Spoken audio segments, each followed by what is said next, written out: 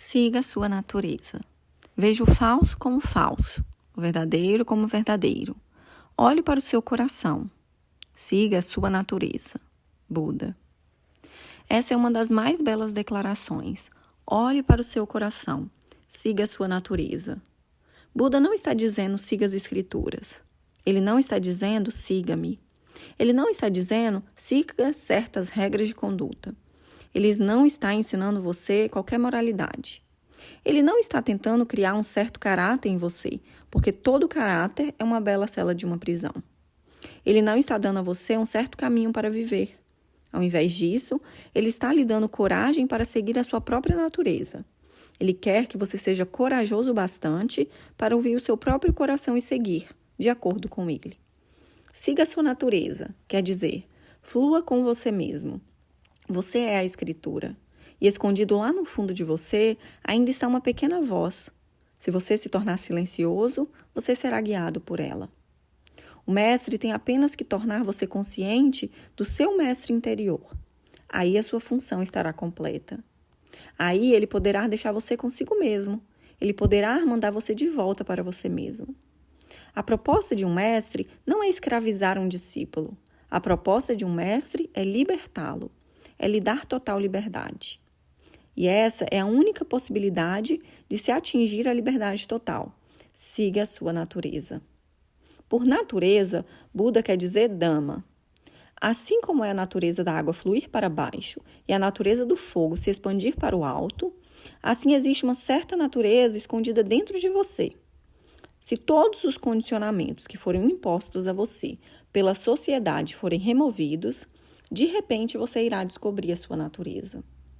A sua natureza é tornar-se Deus.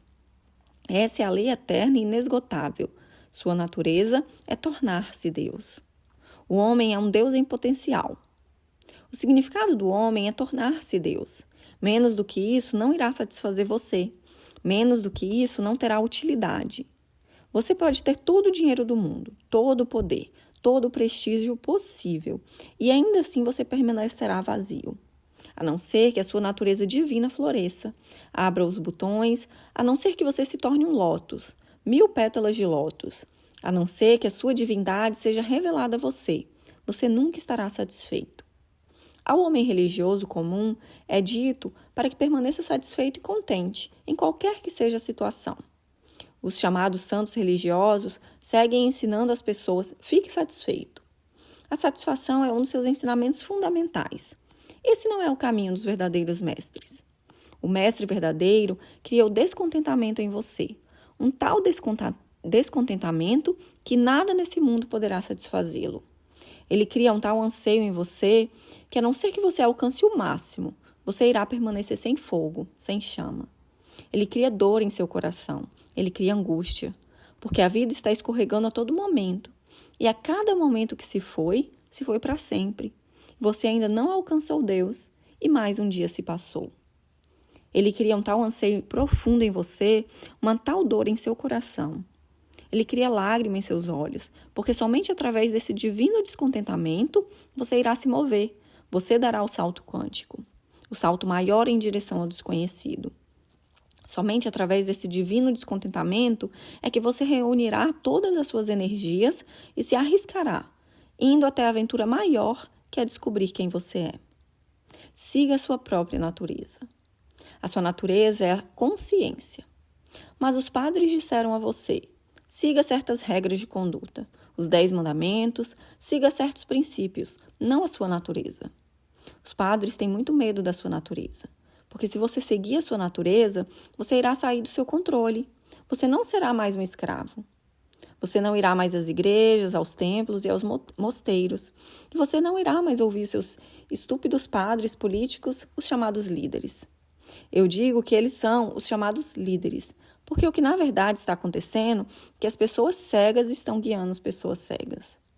Se você ouvir a sua própria natureza, você não irá ouvi-los mais. Se você conhecer a sua própria voz interior, você se tornará livre. Então, a sua voz interior tem que ser esmagada, destruída, completamente destruída, ou pelo menos distorcida de tal maneira que mesmo se você ouvi-la, você não poderá entendê-la. e eles têm sido bem-sucedidos. A não ser que você lute arduamente contra eles, não haverá possibilidade de sucesso. A exploração deles é tão velha, a opressão deles é tão antiga, as estratégias deles são tão espertas e eles têm um poder infinito em suas mãos. E quem é você individualmente contra eles? Mas se você for para dentro, se você ouvir o seu coração, você irá alcançar um tal poder que nenhum poder na terra poderá escravizá-lo de novo. Siga a sua natureza. Mas como seguir a sua natureza se você não sabe o que ela é? E não lhe é permitido saber o que ela é. Você recebeu instruções precisas sobre o que fazer, o que comer, quando levantar-se de manhã, quando ir para a cama. Você recebeu instruções precisas. Aquelas instruções, se seguidas, fazem de você um escravo. Se não seguidas, fazem de você um criminoso. Se seguidas, você se torna um santo, mas um escravo. As pessoas irão adorá-lo, respeitá-lo, mas todo esse respeito é um entendimento mútuo. Se você seguir as nossas instruções, nós respeitaremos você. Se você não seguir, você irá para a prisão. Ou você se torna espiritualmente um escravo ou fisicamente um prisioneiro. Essas são as duas alternativas que a sociedade dá para você. E isso nunca permite a você se tornar consciente de que existe dentro de você uma fonte de infinita orientação e direcionamento. E é de lá que Deus fala. Deus ainda fala, ele não parou de falar. Ele não é parcial. Não é que ele tenha falado a Maomé e a Moisés e que ele não fala a você. Ele está falando a você tanto quanto ele falou para Maomé. A única diferença é que Maomé estava pronto para ouvi-lo e você não está pronto para ouvi-lo. Maomé estava disponível e você não está disponível. Tornar-se disponível à sua própria natureza interior é o que eu chamo de meditação. Lembre-se dessas duas palavras. O caráter é uma invenção dos políticos e dos padres. É uma conspiração contra você. A consciência é a sua natureza. Sim, o homem de consciência tem um certo caráter, mas esse caráter segue a sua natureza. Não lhe foi imposto por alguém. Esse caráter é a sua própria decisão. E ele não está preso a esse caráter. Ele está totalmente livre para mudá-lo a qualquer momento. As circunstâncias mudam. A sua consciência lhe dá diferentes direções e ele muda o seu caráter. O homem de caráter, o chamado homem de caráter, está preso. Mesmo se as circunstâncias mudarem, ele segue repetindo o mesmo caráter, mesmo que não seja mais relevante, mesmo que não seja mais adequado. O contexto no qual ele tinha um significado desapareceu, mas ele segue repetindo as mesmas tolices.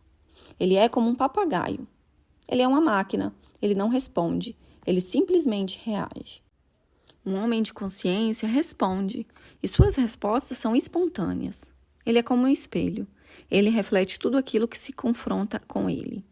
E a partir dessa espontaneidade, a partir dessa consciência, um novo tipo de ação surge.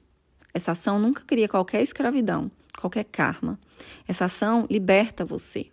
Você alcança a liberdade se você ouvir a sua natureza. Mas esse simples conselho pode parecer difícil para as pessoas. Ele deveria ser a coisa mais simples do mundo. Cada criança nasce seguindo sua natureza, mas na medida em que você cresce, pouco a pouco você vai perdendo o contato com ela. Você é forçado a perder o contato com ela. O contato pode ser recuperado, ele pode ser redescoberto. Anos mais tarde, quando você tiver se tornado uma pessoa culta, preso dentro de um certo caráter, completamente cego para o seu coração e a sua natureza, você começa a formular muitas perguntas. Outro dia, alguém me perguntou: Osho, o que você quer dizer quando diz vá para dentro? Uma declaração tão simples, vá para dentro. E você me pergunta o que eu quero dizer com ela? Você não consegue entender essas simples palavras, vá para dentro?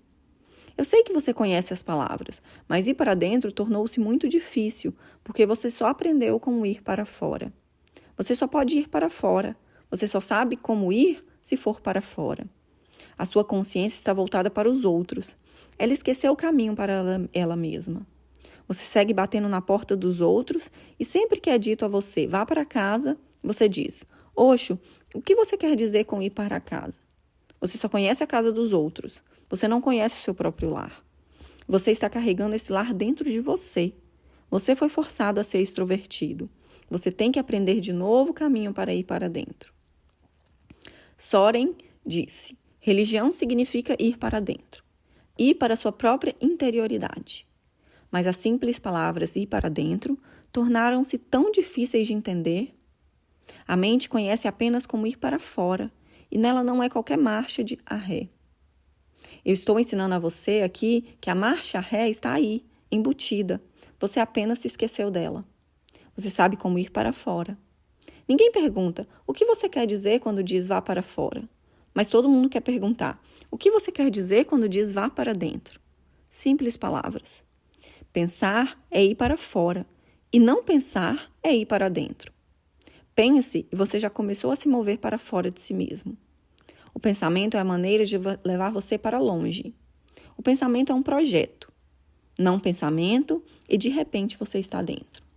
Sem pensamento, você não pode ir para fora. Sem desejo, você não pode ir para fora. Você precisa do combustível do desejo e do veículo do pensamento para ir para fora. Sentando-se silenciosamente, nada fazendo, nem mesmo pensando, nem mesmo desejando. E onde você estará? Ir para dentro não é verdadeiramente ir para dentro. É simplesmente parar de ir para fora e de repente você encontra si mesmo dentro.